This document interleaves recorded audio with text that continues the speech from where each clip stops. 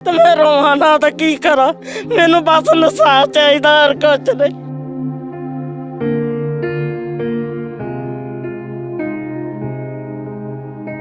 ऐसा महसूस होता है कि जैसे इंसाफ बिल्कुल खत्म हो चुका है।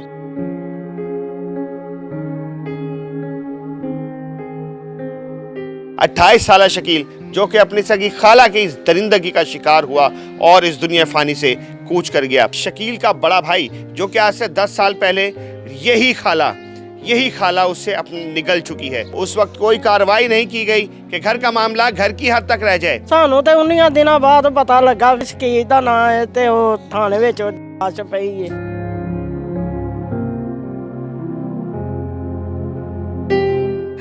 ਨਾ ਰੋਨੀ ਆ ਪੁਲਿਸ ਵਾਲੇ ਵੀ ਜਿਹੜੇ ਨਾ ਉਹ ਵੀ ਨਹੀਂ ਸਾਥ ਦਿੰਦੇ ਪਏ। ਸਾਨੂੰ ਮੂੰਹ ਤਿੱਕਾ नहीं भाई ਅਸੀਂ आया कि रिपोर्ट ਵੇਖ के आती। वो खाला आई, वो कह रही आओ तुझे मैं मोबाइल लेके दूँ। उसके बेटे के पास था मोबाइल मेरे भाई का। 2 दिन बाद उसने कर दिया उसे।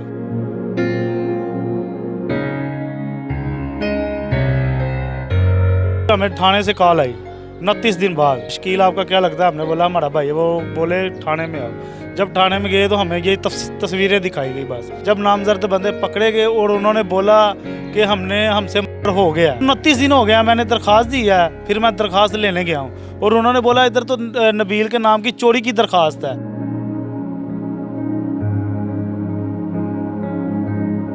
11 माह हो गया भाई। 11 माह से आप धक्के खा रहे हैं जी। भाई की लाश क्या, भाई की जिसने दफनाया है उसका इतना हक बनता है हमें कब्र दिखाए ना, कि मैंने दफना दिया। उसने हमें कब्र नहीं दिखाई। जो नादिया बीबी है उसकी वालदा ने और उसके भाई ने खुद बयान दिए अख्तर साहब को कि हम गवाही देते हैं मेरी बहन ने और मेरे बहनोई ने कमरे में ले जाके शकील को कत्ल किया। उनकी बात पे जुबान पे यही बात है, उसने गोलियां खा लियां। पोस्टमार्टम रिपोर्ट में 18 हड्डियां टूटी हुई हैं।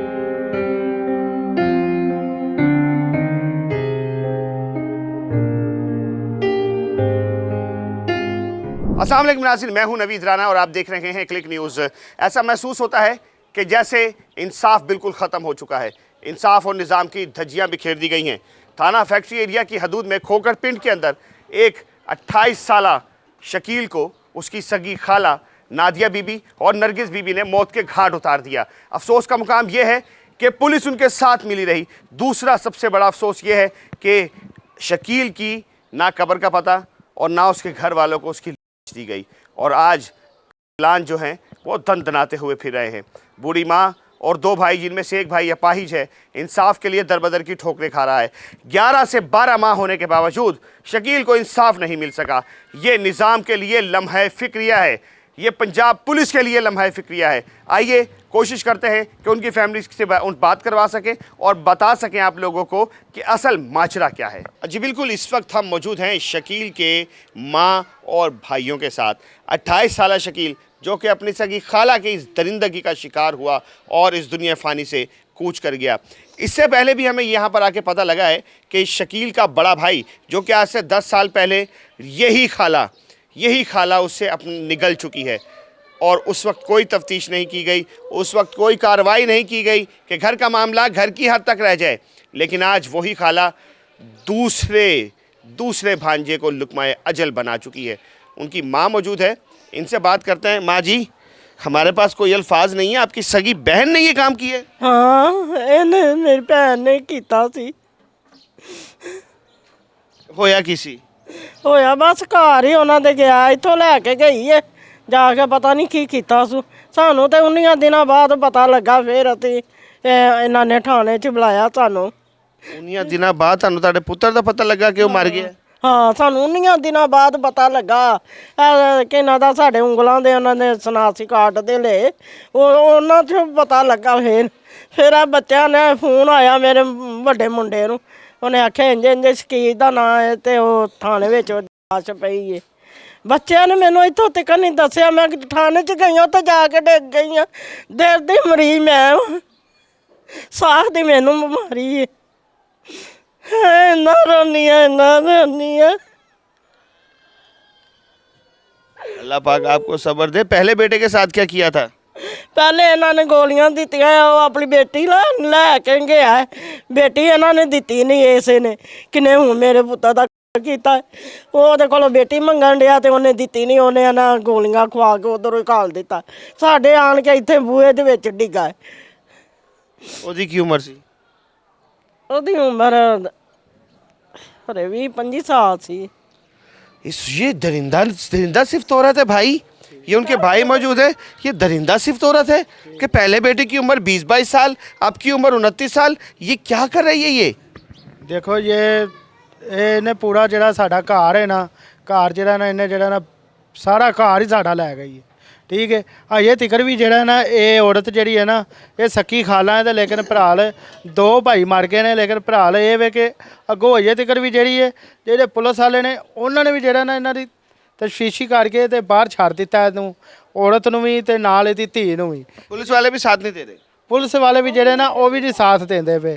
ਉਹ ਕਹਿੰਦੇ ਨੇ ਕਿ ਇਹ ਉਹਨਾਂ ਦੀ ਅਪੀਲ ਹੋ ਗਈ ਹੈ, ਉਹ ਬਾਹਰ ਨਿਕਲ ਗਏ ਨੇ, ਉਹਨਾਂ ਦੀਆਂ ਜ਼ਮਾਨਤਾਂ ਹੋ ਗਈਆਂ ਨੇ। ਲੇਕਿਨ ਸਾਨੂੰ ਇਹ ਵਾ ਕਿ ਮੈਂ ਦੋਵਾਂ ਲੱਤਾਂ ਦਾ ਮਜ਼ਦੂਰ ਹੈਗਾ ਵਾਂ, ਮੈਨੂੰ ਇਨਸਾਫ ਚਾਹੀਦਾ ਕਿ ਮੈਨੂੰ ਇਨਸਾਫ ਮਿਲੇ ਕਿ ਕਿਹਨੇ ਕਢਵਾਏ ਨੇ, ਕਿਵੇਂ ਨਿਕਲੀਆਂ ਨੇ, ਇਹ ਇਹਨਾਂ ਨੂੰ ਜਿਹੜਾ ਨਾ ਸਾਨੂੰ ਇਨਸਾਫ ਮਿਲਣਾ ਚਾਹੀਦਾ। ਮਾਂ ਜੀ ਉਹ ਤੇ ਬਾਹਰ ਆ ਗਈਆਂ ਨੇ ਤੇ ਫਿਰ ਤੁਹਾਨੂੰ ਇਨਸਾਫ ਕੌਣ ਦੇਗਾ? ਬਸ ਅਸੀਂ ਇਹਨਾਂ ਕੋਲੋਂ ਹੀ ਮੰਗਣਾ। ਵੇਖੋ ਤੁਹਾਡੇ ਅੱਗੇ ਹੱਥ ਚੜਾਉਣੇ ਪਿਆ ਕੀ ਨਾ ਦਾ ਮੀਡੀਆ ਵਾਲਿਆਂ ਨਾਲ, ਮੈਨੂੰ ਇਨਸਾਫ ਚਾਹੀਦਾ। ਬਸ ਮੈਂ ਕਿੱਥੇ ਉੱਤੇ ਤਿੱਕਾ ਚਲੀ ਜਾਵਾਂਗੀ, ਮੈਂ ਇਨਸਾਫ ਲੈਣਾ। ਬਸ ਤੁਹਾਡਾ ਵੀ ਬੱਚਾ ਹੈ, ਮੇਰਾ ਵੀ ਬੱਚਾ ਹੈ, अगर ਤੁਹਾਡੇ ਕੋਈ ਕਿਸੇ ਬੱਚੇ ਨੂੰ ਕੁਛ ਹੋ ਜਾਏ ਤਾਂ ਕੀ ਕਰੋਗੇ? क्या क्या नाम है माँ जी उनका जिन्होंने ये सब कुछ किया है? ਇੱਕ ਦਾ ਨਾਂ ਨਰਗਸ ਹੈ, ਇੱਕ ਦਾ ਨਾਂ ਨਾਦੀਆ ਹੈ, ਮਰਾਨ ਹੈ, ਆਬਦ ਹੈ, 4 ਜਣੇ। माँ जी दुश्मनी की है इन्होंने ਤੁਹਾਡੇ ਨਾਲ? ਸਾਡੇ ਨਾਲ ਤੇ ਤਾਂ ਕੋਈ ਦੁਸ਼ਮਣੀ ਨਹੀਂ ਸੀ, ਕੁਛ ਵੀ ਨਹੀਂ ਸੀ। ਬਸ ਪਹਿਲੇ ਹੀ ਆ ਕੇ ਰਿਸ਼ਤੇ ਹੀ ਹੋਏ ਸੀ, ਹੋਰ ਕੋਈ ਗੱਲ ਨਹੀਂ। ਇਹਦੀ ਤੇ ਅਸੀਂ ਪਿਛਲਾ ਤੇ ਅਸੀਂ ਮੁਕਾ ਹੀ ਦਿੱਤਾ, ਤੁਹਾਨੂੰ ਕਿਹਾ ਨਹੀਂ, ਪਿਛਲੇ ਦੀ ਅਸੀਂ ਕਾਪੀ ਟਿਕਣ ਨਹੀਂ ਤੁੱਲੀ। ਸਾਨੂੰ ਮੇਰਾ ਮੀਆਂ ਸੀ ਨਾ, ਉਹਨੂੰ ਵੀ 10 ਸਾਲ ਹੋ ਗਏ ਵੇ।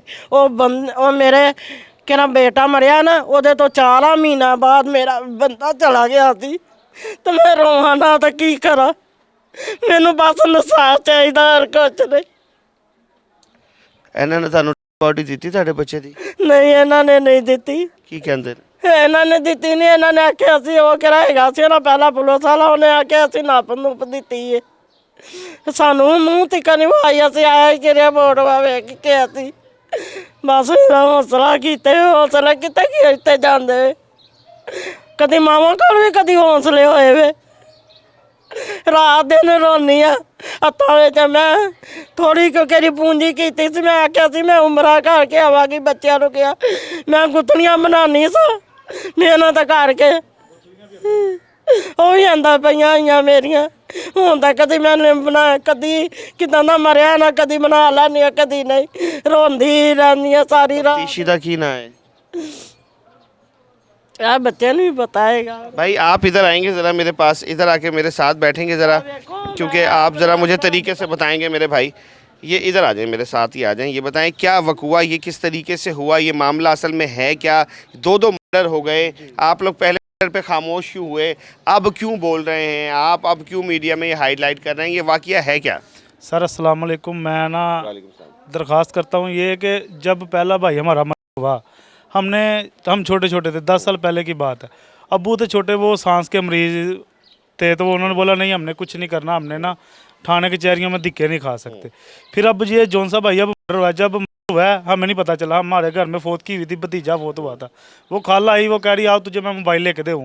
उसके बेटे के पास था मोबाइल मेरे भाई का, वो घर से लेके गई, और घर से जब लेके गई तो 2 दिन बाद उसने कर दिया उसे, हम बड़े भाई को। तो जब हमने कॉल की, वो काम पे जूतों का काम करता था, 10-10 दिन 15-15 दिन घर में नहीं आता था। हमने काम की, हमने थोड़ा सा ढूंढा, नहीं ढूंढा गया। फिर हमें थाने से कॉल आई 29 दिन बाद कि शकील आपका क्या लगता है? हमने बोला हमारा भाई है। वो बोले थाने में आओ। जब थाने में गए तो हमें ये तस्वीरें दिखाई गई बस कि ये आपका भाई मर्डर हो गया है। फिर उन्होंने बोला किसने किया, आपको किसी का शक? हमने नामजद बंदे करवाए।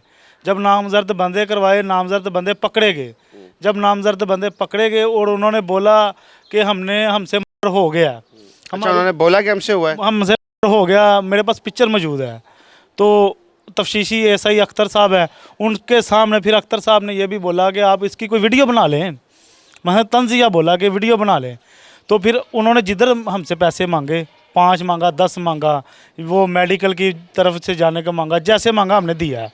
ठीक है, आपने क्यों दिया? जब उनसे हुआ तो फिर उसको शर्म नहीं आई कि वो आपसे पैसे सर मांग रहे वो काम ही नहीं, आगे काम ही नहीं करते थे। वो ऐसे कहते थे कि भाई इधर इधर लगेंगे। हैं? कौन सा थाना? थाना फैक्ट्री एरिया। थाना फैक्ट्री एरिया। कौन साहब थे वो?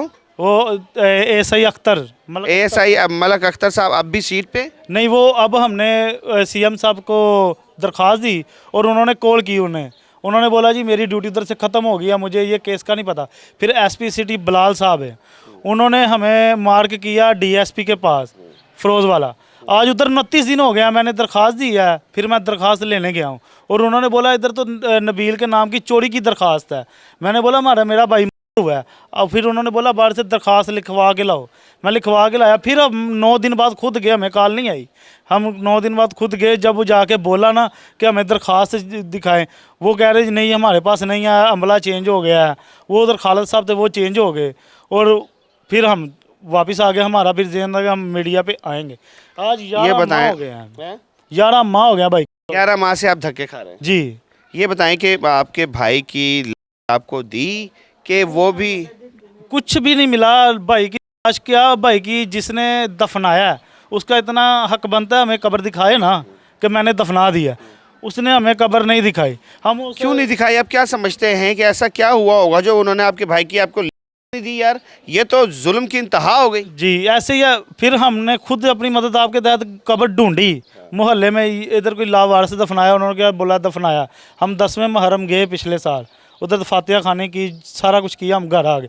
लेकिन वो जब पकड़े गए, उनकी जो नादिया बीबी है उसकी वालदा ने और उसके भाई ने खुद बयान दिए अख्तर साहब को कि हम गवाही देते हैं, मेरी बहन ने और मेरे बहनोई ने कमरे में ले जाके शकील को कत्ल किया। और भाई कल किया क्यों है? मुझे तो यही समझ नहीं आ रहा। वो उनकी बात पे जुबान पे यही बात है, उसने गोलियां खा लियां। पोस्टमार्टम रिपोर्ट में 18 हड्डियां टूटी हुई यार हैं। मेरी बात सुने, पोस्टमार्टम रिपोर्ट में 18 हड्डियां टूटी हुई हैं। बकौल आपके उन्होंने इकरार किया कि हमने गोलियां, वो कह रहे हैं जी उन्होंने गोलियां खा ली। डर क्यों हुआ? वो हमें भी नहीं बताया गया। वो अख्तर साहब ने, हम पूछे तो ऐसे ना, अख्तर साहब ने हमें उनके मुंह थ्रू बिठाया हो, 5 मिनट बिठाया, ले गए। माँ जी बच्चे की नहीं देखी आपने? ਨਾ ਅਸੀਂ ਮੈਂ ਤਾਂ ਵੇਖ ਮੂੰਹ ਤੇ ਕਲੀ ਨਹੀਂ ਵੇਖਿਆ, ਆਹੀ ਕਰੀਆਂ ਫੋਟੋਆਂ ਅਸੀਂ ਵੇਖੀਆਂ ਬਸ। ਅਸੀਂ ਕੀ ਅਸੀਂ ਬਤਰ ਅਸੀਂ ਉਦੋਂ ਦੇ ਰੋਣੇ ਪਏ ਹੈ ਆ ਵੇ 10 ਰੁਪਏ ਕਮਾ ਕੇ ਅਸੀਂ ਚੱਲ ਮੈਂ ਆਖਿਆ ਸੀ ਮੈਂ ਉਮਰਾ ਕਰਕੇ ਆਵਾਂ। ਤੁਹਾਨੂੰ ਕੀ ਲੱਗਦਾ ਹੁਣ ਤੁਹਾਨੂੰ ਇਨਸਾਫ ਮਿਲੇਗਾ? ਹਾਂ ਇਨਸਾਫ ਲੈਣਾ ਮੈਂ। ਇਨਸਾਫ ਕਿਹਦੇ ਕੋਲ ਲੈਣਾ? ਅੱਗੇ ਨਾਇਦਾ ਕਿਹੜੀ ਬੈਠੀ ਹੈ ਸਾਡੇ ਹਕੂਮਤ, ਇਹਦੇ ਕੋਲੋਂ ਮੈਂ ਲੈਣਾ ਬਸ। ਹਾਂਜੀ ਤੇ ਕੀ ਕਹੋ ਉਹਨੂੰ ਇਨਸਾਫ ਦੀ ਅਪੀਲ ਕਰੋ। ਹਾਂ ਮੈਂ ਉਹਦੇ ਆਸੇ ਅਪੀਲ ਤਾਂ ਕਰ ਨਹੀਂ ਪਈ, ਮੈਨੂੰ ਇਨਸਾਫ ਚਾਹੀਦਾ बस। मरियम साहिबा, आईजी पंजाब साहब और हमारे आला हुक्मरान जो कि बहुत बहुत बड़े दावे तो कर रहे हैं, लेकिन हकीकत बात यह है कि पसे पर्दा बहुत कुछ ऐसा चल रहा है जो आपके या तो कानों में पड़ती नहीं, या पड़ती है तो आप लोग उसे फरामोश कर देते हैं। गरीब सिर्फ रुल रहा है, गरीब सिर्फ परेशान हो रहा है, और गरीब वो कुछ सह रहा है जो आप सोच भी नहीं सकते। 11 माह हो गए एक 28 साला शख्स को इस दुनिया फ़ानी से रुखसत हुए उसकी कब्र का घर वालों को नहीं पता, माँ को नहीं पता, उसकी घर वालों को दिखाई नहीं गई। अब तक यही नहीं पता लग सका कि कौन है, ने किया क्या, कल क्यों हुआ। और जब मुल्जिमान को खुद पकड़ा दिया गया तो मुल्जिमान आज बाहर हैं। ये लम्हा फ़िक्रिया है, ये लम्हा फ़िक्रिया है, ये इस निज़ाम पे ज़ोरदार थप्पड़ है। अपने मेज़बान नवीद राना को इजाज़त दीजिए। उम्मीद के साथ अपना बहुत ख्याल रखेंगे। अल्लाह हाफ़िज़ नासिर।